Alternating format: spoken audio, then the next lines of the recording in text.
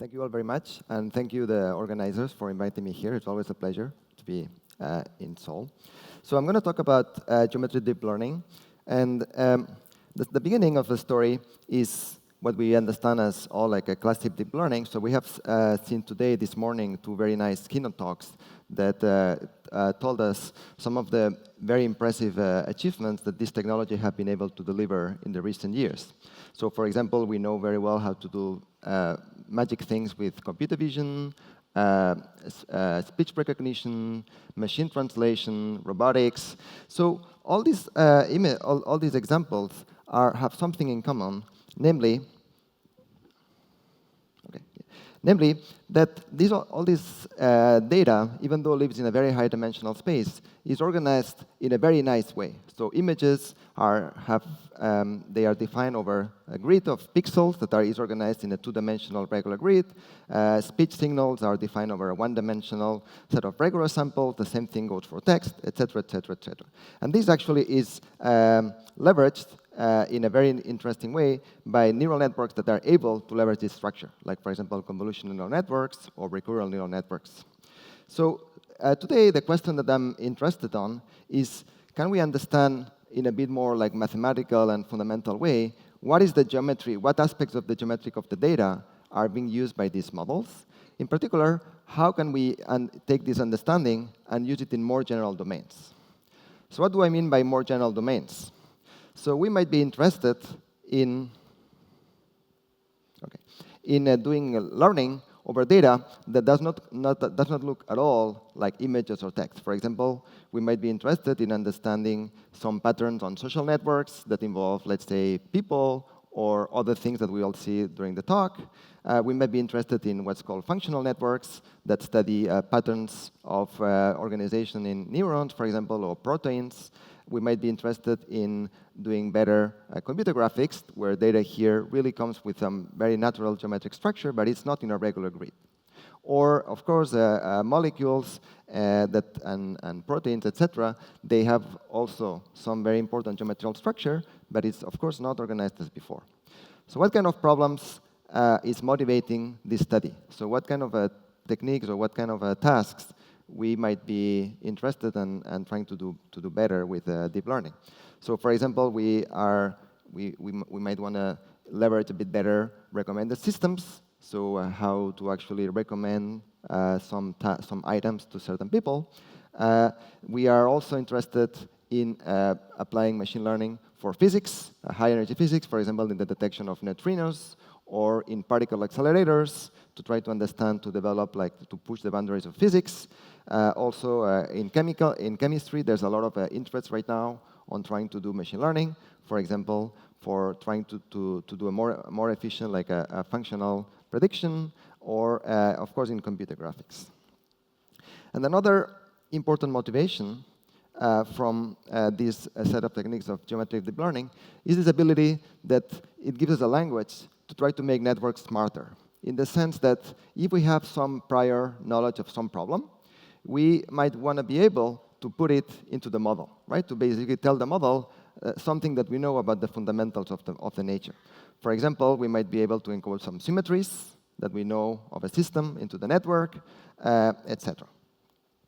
And so, in general, what I'm trying to describe here is a picture where we need to think about doing machine learning over data that lives in some geometric space in a kind of a unified manner, right? So you might have some problems where the natural way to describe the data will be with a graph. So graph is a very general data structure that allows us to just capture relational structure between features.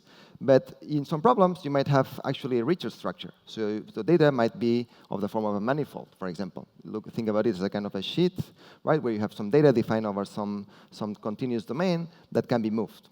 Or even more generally, going into this direction of more symmetry, you can even have data that lives in a domain that actually have a lot of symmetries. For example, in an image grid, right? And so what is interesting here is, can we think about doing machine learning in all these domains in a unified way? So just I'm trying to give you a little bit more, even more motivation of some instance of this problem what I'm trying to do.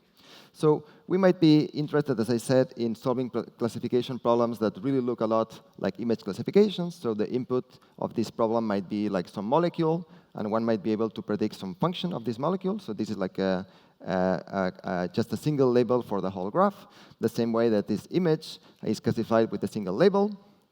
There are some other problems that we call node-wise classification. So think about motivation. For example, I have a social network, and I might want to predict, let's say, the voting preferences of this network. Right? So basically now, in that case, for every node in the graph, I want to predict the label.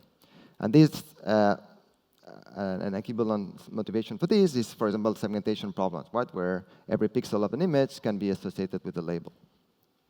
But these kinds of problems, in a sense, offer even more interesting features. For example, there are some problems in which the domain, like the graph in which the data lives, is not fixed. Right? So there are problems in which the domain is changing at every instance. For example, in this example of a computer graphics, where every time I have a new data point, the domain has changed. Or there are problems in which, on the other hand, the domain is completely fixed. Right? Like if I have a social network or knowledge base, the domain is always there.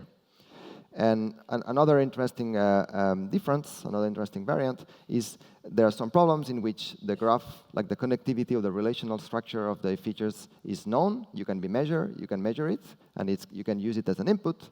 Versus there are some problems in which the connectivity structure is presumed to be there, but is not necessarily observed. Right? It needs to be inferred. It needs to be learned.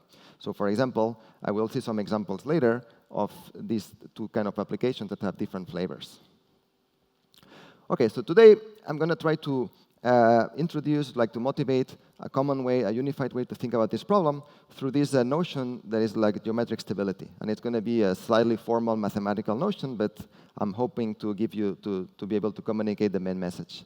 And then we are going to see how this notion of stability, that it's actually one of the key driving forces of these structured neural networks, can be deployed, can be defined over all these general domains.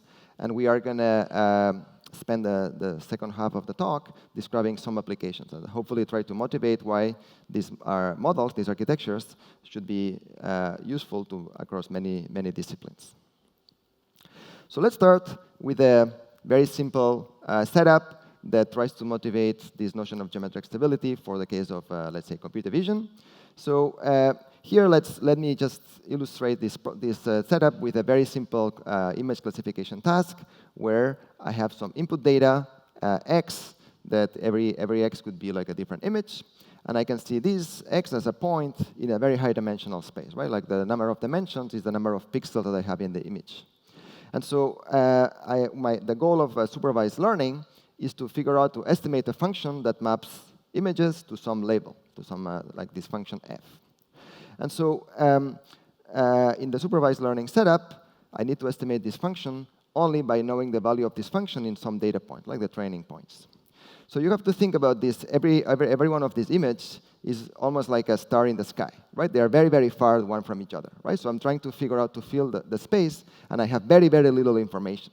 So the only way I can actually hope to succeed is to make assumptions, right? I need to understand what are the assumptions on the function that make this thing possible. Okay, so what is the assumptions on this function that make this problem be feasible? And so, despite the fact that these points x are points in a very high dimensional space, they have something that is fundamentally low dimensional, right? So if I think about an image, I can think it as a point in a million dimensional space. But as I said, it's also a function over a two-dimensional grid, right? And the fact that this grid is two-dimensional brings a very key low-dimensional structure that we can leverage, right? And so try to motivate, think about this problem of what happens if instead take an image, and instead of adding noise to the pixel values, you're going to add noise to the pixel locations. So in other words, you're going to move pixels around. So if you do that, you see that you're able to create transformations where we know that our function f should be stable. In other words, if I move the pixels a little bit, the value of the function I need to estimate is not going to change too much, right? The content of the image, the semantical content of the image, is stable with respect to this form of noise. So one can actually quantify, formalize how much geometric noise I'm adding through this but like a notion of how much the domain is actually going to be being stretched. And this kind of a model, like a mathematical model of deformation, can be used to model, let's say, changes in point of view. When I look at an image from different angles, it can model local deformations, and it can also, of course, also be used in other signal processing applications.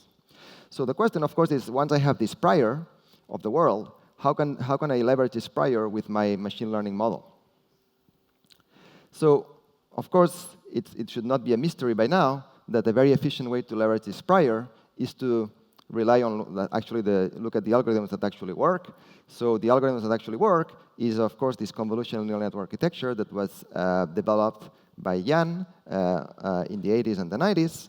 And by now, everyone knows what this architecture is doing. But essentially, it's just stacking a very simple operation and then again and again, which is basically consists in a bunch of local filters that are interleaved with pointwise nonlinearities. And so, of course, there are many nice things about the convnets. I just picked like my 5 favorite properties. So in particular, related to the kind of the topics that I described before, they incorporate this kind of global symmetry that we know that these functions that we care about are typically invariant to translations. They also have these very nice, they leverage the fact that many things that we care about have a multi-scale structure, so we can leverage this by basically reducing the image size with depth. And of course, the fact that the filters are localized in space, they have very, very small filters, it's actually what's related to this notion of geometric stability. So of course, now the question is, how can we now take this very successful architecture and extend it to a domain that is not a regular grid, right? So this convolution operation really relies very heavily on the fact that I have this regular structure in the input. So how can I extend it to a non-regular domain? So for this, and this is going to be just a slide. They're not going to be many equations, but there's just a little bit. Is we have to think about what it means actually to do a deformation and try to generalize it basically think it as an instance of something much more general. So if you think about a deformation, mathematically, you can relate it as a change of variables, right? I'm just basically defining a way to compare images, and I'm doing a change of variables. So if you do the change of variables, you see that when you compare two images after deformation, what you have done is you have changed the dot product structure, right? You have just changed the metric. So in other words, what we are seeing here is that once I have a domain where I have a notion of distance, in other words, technically speaking, when I have a metric domain, what I'm asking is that if the metric structure doesn't change too much, the function that I care about does not change too much, right? And this is what this equation is capturing. So of course, now what we would like is to try to think about this metric deformation in a more general domain. So for this, we need to replace our regular grid omega that I described here as omega. We replace it with a general graph that is going to be unweighted. So a graph contains a family of vertices and a family of edges. And now I think about my signals as living on a graph instead of living on a regular grid. And so how can we define a metric structure over a graph? That's the question. So there are, of course, many ways to do that. And this is actually by no means a new question, right? Many people have thought about this question in the applied math and the signal processing community. But a very successful notion of actually how to upgrade the graph from a graph to a metric space is to use this notion of diffusion distance, right? So diffusion distance, in a nutshell, we use the graph to define a random walk, which is basically a Markov transition kernel. And what we try to do is the distance between 2 points on the graph corresponds to if I let the diffusion process start at 2 points x and y, and I look at the probability distribution after time t, how likely are these two probability distributions to actually overlap to each other? Okay, so that's the notion of diffusion that basically generalizes the metric distance that we have on a regular grid. And so from that, we can define a distance between two graphs. Basically, we can just say that two graphs G and G prime are close if their diffusion metric structure is close. And so in that case, we can now ask the same question as before. How can we build a representation of our graph that if I change the graph a little bit, in the sense that this diffusion distance doesn't change too much, I would like my features not to change too much, right? That's pretty natural. So now we can really try to understand how to build these representations by going back again to the definition of a convnet, right? So if you remember, a convolutional network, as I said, consists in a number of layers, and the layers basically consist in these local filters. So you can think about these local filters as basically, in terms of these local operations that technically speaking are called local derivatives. So these local derivatives basically are the essence of convnets, right? This is the reason why these local derivatives, in fact, one can show that they are stable to deformation. And in a sense, a convnet now you can really see it as I start from a building block of operators that are stable, and now I'm allowed to do like basically a Tetris, right? I'm able to learn linear combinations of stable operators and interleave them with stable nonlinear operators, right? So the question, of course, is how can we take these local derivatives, like these directional derivatives, and define them on a general graph? So unfortunately, we cannot do exactly the same thing.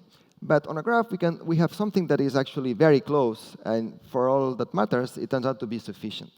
So we don't have we don't have a directional derivative on a graph, but what we have is something very powerful that is basically a low-pass filter, a diffusion, right? So if you look at the graph and you consider the adjacency matrix, essentially it acts like a low-pass filter. And so once we have a low-pass filter, we can learn linear combinations of filters by basically learning for each layer a linear coefficient, a linear combination of a low-pass filter and a filter that basically just propagates the input. And this is actually a graph neural network, right? So it was not introduced using this formalism in the original papers already like 10 years ago by Scarselli and Marco Gori. So, but now this is a kind of a modern definition that you hopefully, I'm hoping that highlights the connection between the convolutional neural networks that we know and love. So this is a model that is actually very flexible. So we don't need the domain to be fixed, right? We can define it. Even the domain changes at every input data point.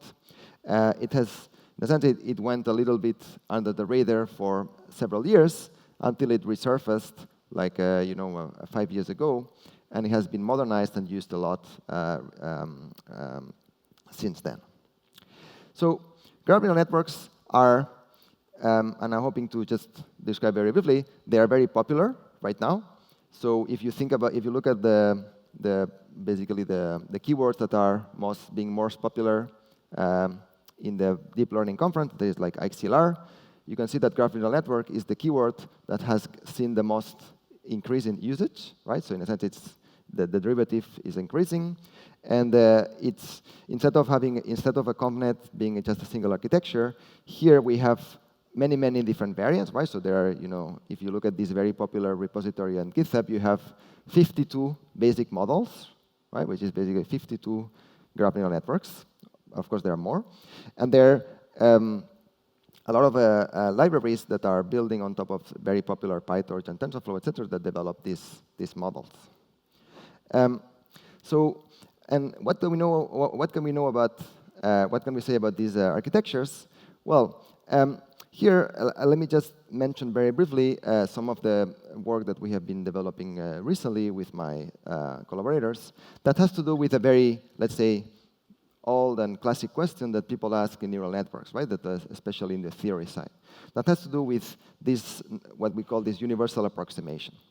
Okay, so one can think about graph structure data as being just specifying a set of symmetries of the input, right? So, for example, if my graph was fully connected, like the thing that is displayed here, what it means is basically if I tell you that my data lives in that graph, essentially I'm saying that it doesn't matter the ordering of the features, right? And the only thing that you want is a function that depends on the population, right? It doesn't depend on the order.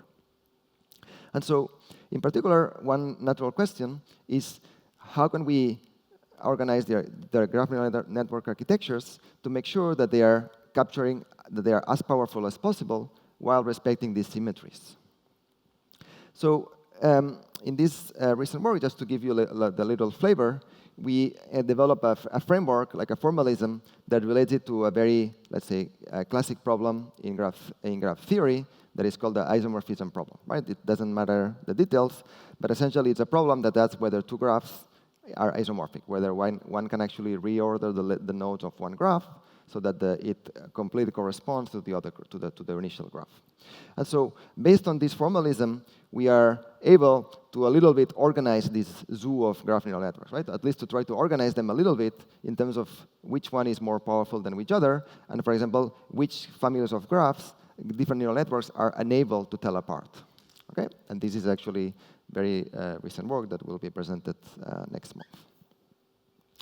Okay, but now I thought that would be I would spend more time giving you a little bit overview of what can we do with these models, okay, and which applications we have been mostly focusing on. So one very promising and I think important area of application is what's called this computational drug design, right? In particular, like computational chemistry.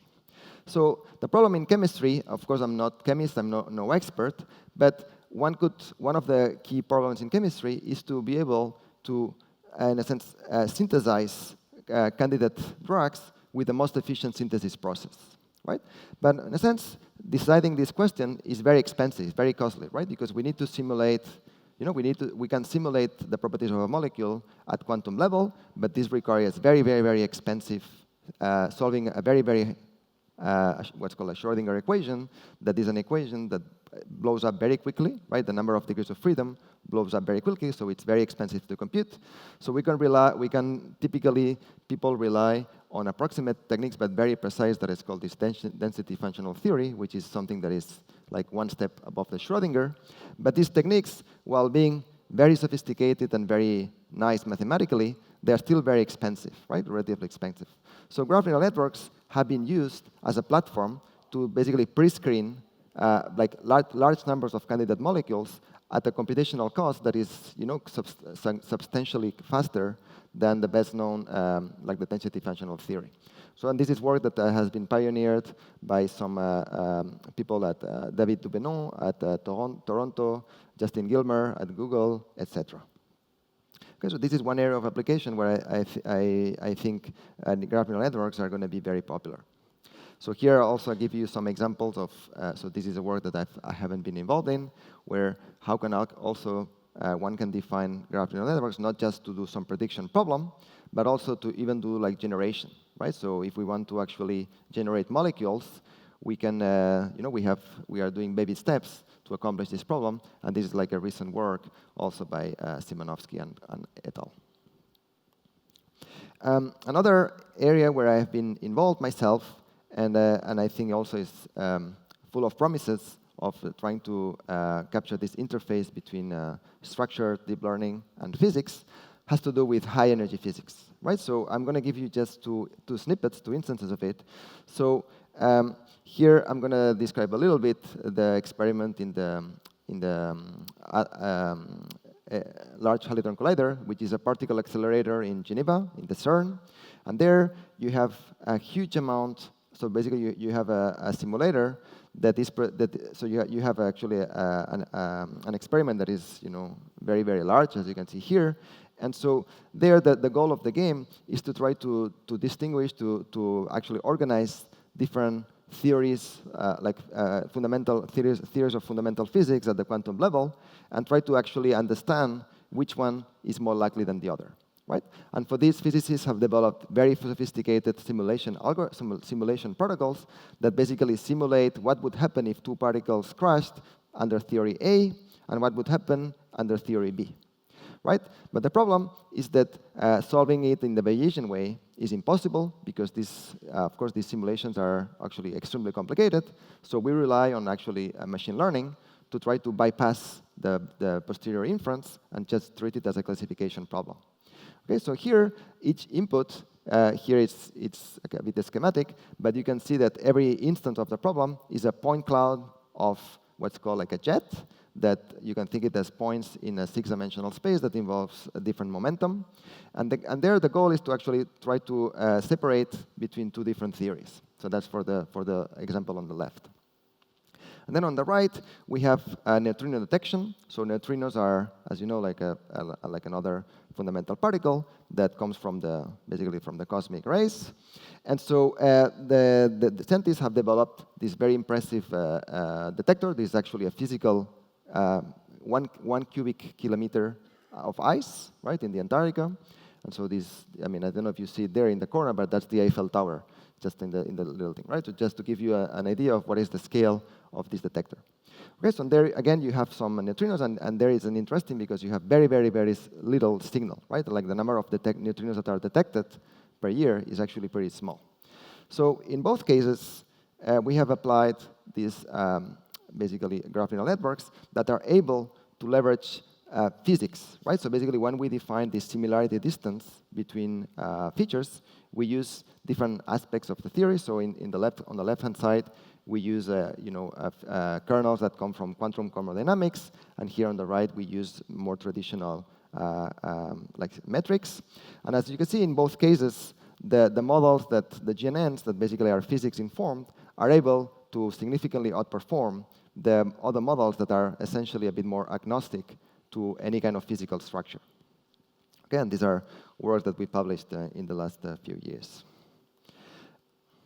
Okay, another interesting application that might be a bit related to what Abhinav have been described on the keynote has to do with robots, and in particular, like the fleet of robots.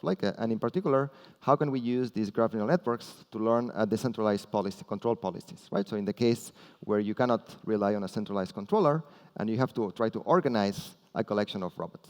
And this is work that I haven't been involved in. It's my colleagues, Fernando Gama and Alejandro Ribeiro from UPenn.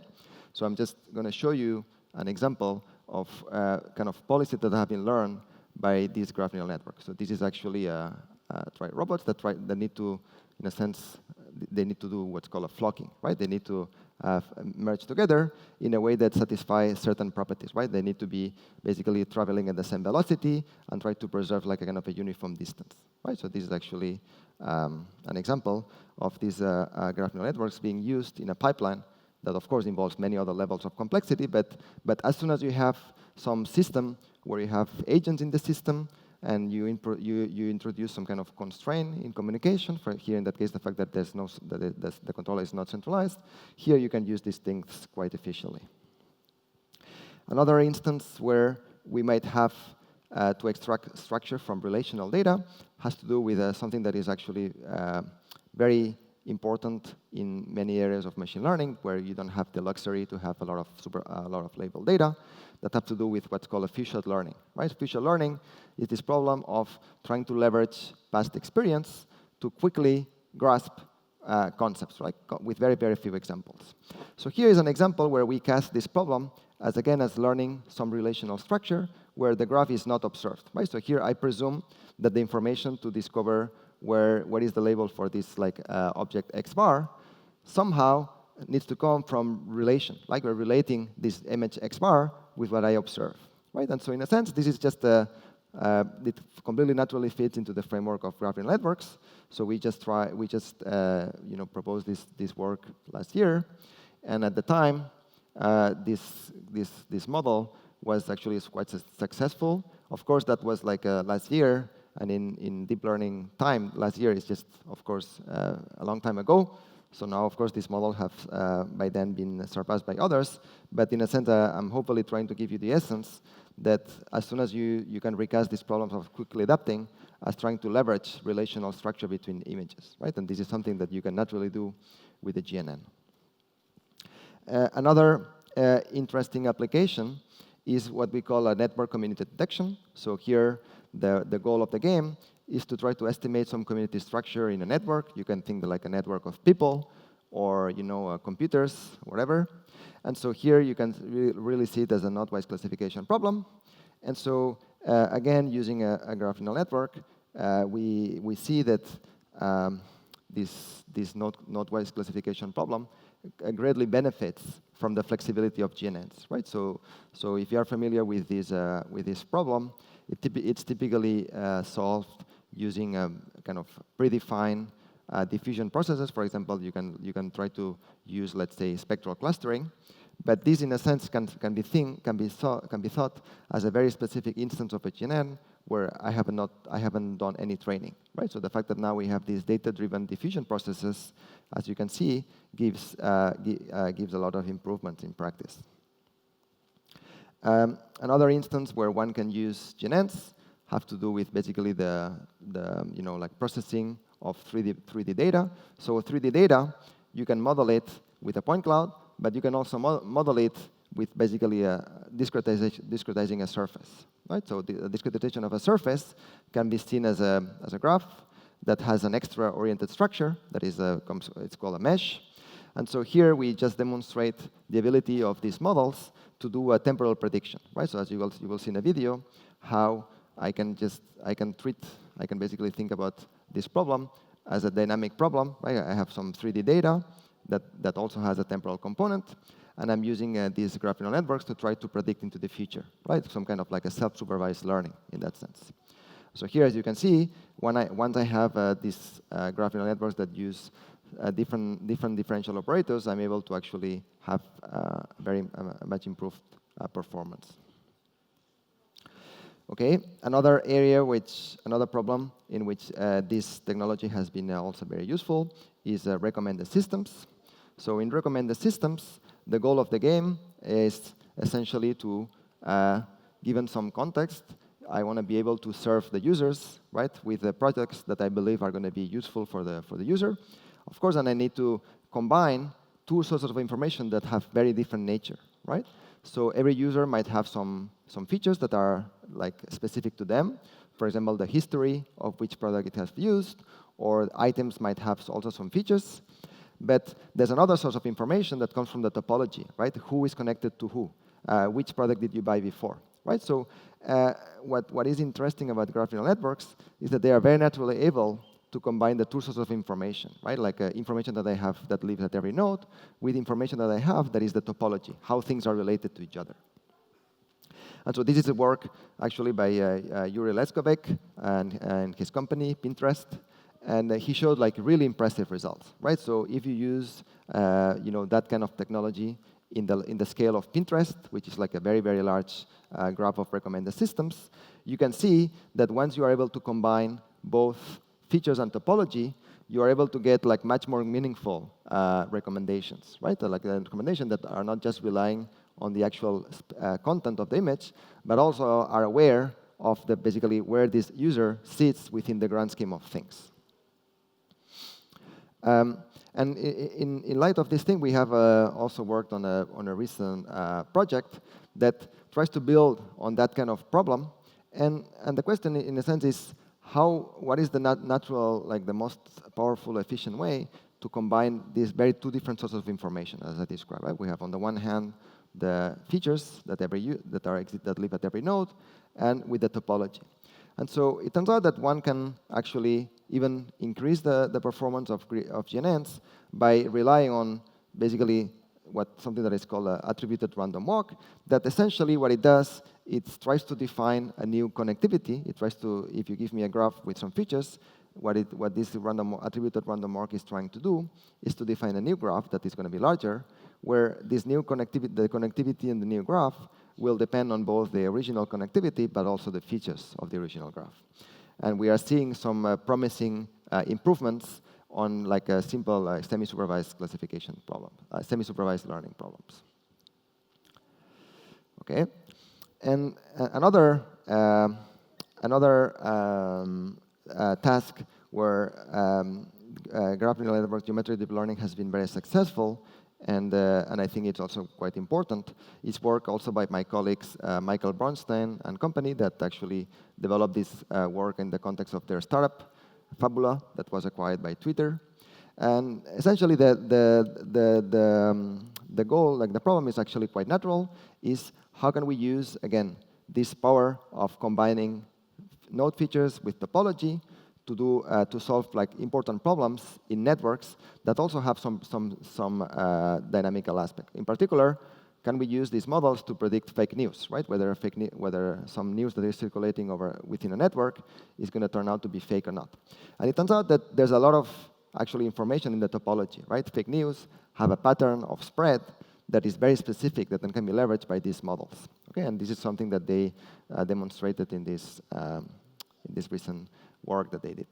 And so we are also now in my group we are developing the same ideas, similar ideas, to solve a related task that is fraud detection. And so, in particular, focusing on financial transactions, right? So you can think about a